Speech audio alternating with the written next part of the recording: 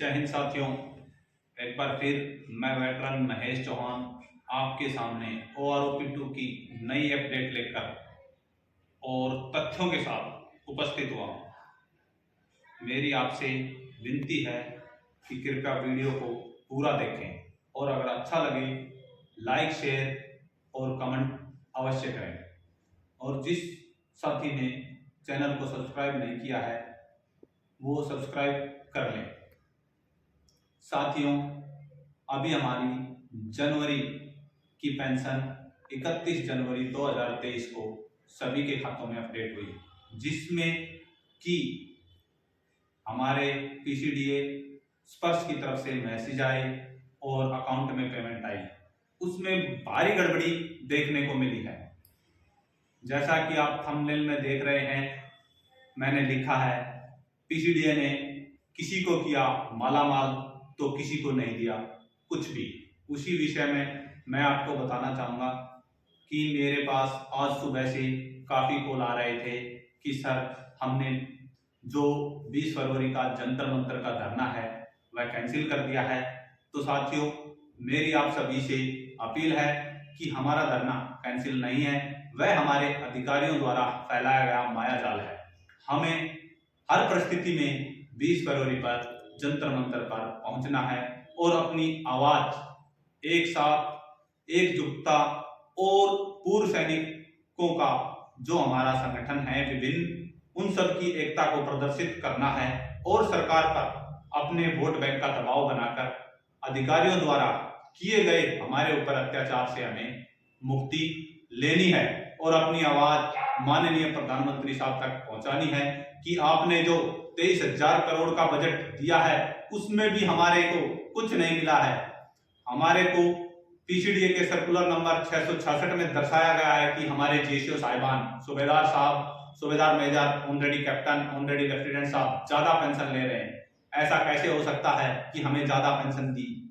और यदि हम आज इसको मान लेते हैं तो इसकी क्या गारंटी है कि भविष्य में आने वाली सरकार हमारे से जो हमें आज ज्यादा बताया जा रहा है उसकी रिकवरी नहीं लेगी? क्योंकि साथियों, आप सभी को मालूम होना चाहिए कि हमारे से रिकवरी लेना बहुत आसान है, हमारी पेंशन से रिकवरी सरकार लेगी। इसलिए आज हमें अपनी आवाज उठानी है और हमारे साथ हुए अत्याचार के खिलाफ हमें भारत सरकार को अवगत कराना है। और मेरी सभी संगठनों से अपील है कि इस पर हम कोर्ट में जाएं, कोर्ट में पिटीशन डालें ताकि हमारा हक हमें मिल सके। जो हमारे साथ OROP2 के नाम पर छलावा हुआ है उससे हम बच सके। अभी आते हैं मेन मुद्दे पर कि स्पर्श में भारी गड़बड़ी कैसे है। मैं आपके सामने एक तथ्य पेश करने जा रहा हूं जिसमें कि मैं आपको दिखाऊंगा कि एक 32 साल सूबेदार मेजर साहब की फैमिली पेंशन जो पहले 28,700 थी, वह 31 जनवरी को स्पर्श के मैसेज के साथ मैं आपको दिखाऊंगा कि 46,000 कुछ रुपए उन साहब के अकाउंट में पेमेंट हुई है। जिसमें मैं आपको बता देना चाहूंगा, आप नोट कर सकते हैं उनका PPO नंबर, उनकी स्पर्श ID और आप चेक कर सकते हैं। साथ ही साथ मैं आपको सबूत भी दिखाऊंगा कैमरे पे कि उनके मोबाइल में सुबह सुबह क्या मैसेज आया है। डियर सब्सक्राइबर मेजर किरण भाई, क्योंकि ये हमारी सूबेदार मेजर साहब की पत्नी है जो फैमिली पेंशन लेती है। Your account number 1182 is been credited with an amount of rupees 46,266 toward monthly pension. Pension will be credited in account on 31 January 2023 recording team स्पर्श।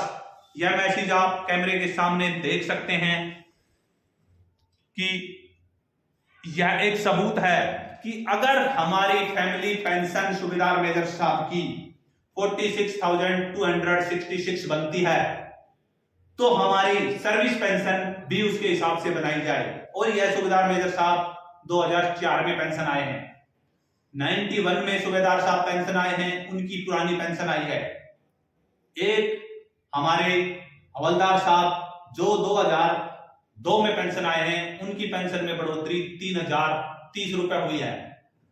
तो यह हमारे को, मैं यही कहूंगा कि यह हमारे को बरगलाने की कोशिश है। गलती से हमारे अकाउंटों में पैसा गड़बड़ी से डाला जा रहा है। यह स्पर्श को ठीक करना होगा, क्योंकि स्पर्श की साइट काफी दिनों से बंद चल रही है और हमें उसके बारे में पता नहीं लग रहा है। पे स्लिपें हमारी अपलोड नहीं हो रही है। तो साथियों, ये ना सोचें कि हमारी फैमिली पेंशन 46,266 रुपए आ गई है तो सर्विस पेंशन 50,000 से ऊपर जाएगी। नहीं, यह हमारे धरने को स्थगित करने की सोची समझी साजिश है कि हम 20 फरवरी को अपना धरना ना कर पाए। तो मेरी आप सभी से एक बार फिर हाथ जोड़ के अपील है कि धरने को सक्षम बनाने के लिए और सफल बनाने के लिए ज्यादा से ज्यादा संख्या में पूर्व सैनिक पूरे प्रदेश भर से दिल्ली पहुंचे और हमें जो हमारा सभी संगठनों का एक नारा है, चलो दिल्ली, पहुंचो दिल्ली, आओ दिल्ली।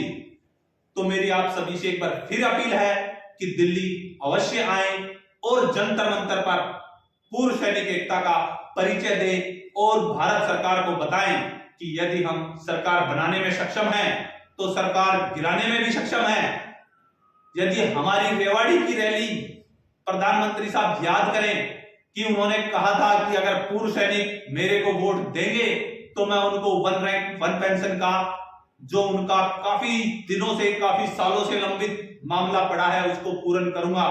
तो मैं आज माननीय मोदी साहब को याद दिलाना चाहता हूं कि आपने हमें 2022 में जो OROP 2 की जो टेबल दी है उससे हम 2024 का भविष्य लिखेंगे और हम आपको अपनी पूर्व सैनिक एकता के द्वारा सूचित करना चाहते हैं कि जो हमारे साथ अन्याय हुआ है या तो आप हमारा साथ दें, अन्यथा यदि हमने आपका साथ छोड़ दिया तो आपको संकट के बादल घेर सकते हैं। इसलिए मैं माननीय प्रधानमंत्री साहब से अपील करता हूं कि यदि हमारे किसी भी पूर्व सैनिक संगठन का वीडियो आप तक पहुंचा है या आपकी मीडिया टीम तक पहुंचा है तो उस पर विचार करें और उसे गहनता से लें, ताकि जो पूर्व सैनिक आपकी इज्जत करते हैं उन पूर्व सैनिकों की इज्जत करने की जिम्मेवारी आपकी है। मैं वीडियो को ज्यादा लंबा ना करते हुए एक बार फिर आपसे यही कहूंगा कि साथियों, चलो दिल्ली, आओ दिल्ली, पहुंचो दिल्ली। 20 फरवरी जंतर मंतर पर धरना प्रदर्शन में पहुंचकर अपनी ज्यादा से ज्यादा संख्या बल और वोट बैंक के साथ अपनी आवाज उठाएं। धन्यवाद। जय हिंद, जय भारत।